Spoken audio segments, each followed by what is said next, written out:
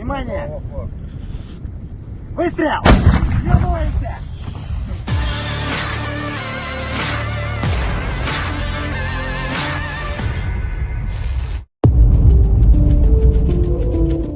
Pasukan Rusia menggunakan mortir untuk menyerang posisi tentara Ukraina. Serangannya tak cukup kuat seperti senjata Howitzer yang digunakan pada umumnya oleh pasukan Rusia. Dalam rekaman video yang diunggah di Telegram Kamis 21 Juli 2022, mereka merakit mortir tersebut untuk bisa meluncurkan serangannya. Mortir Rusia ke arah Balaklia di wilayah Kharkov. Meski demikian, letusannya tak begitu kuat.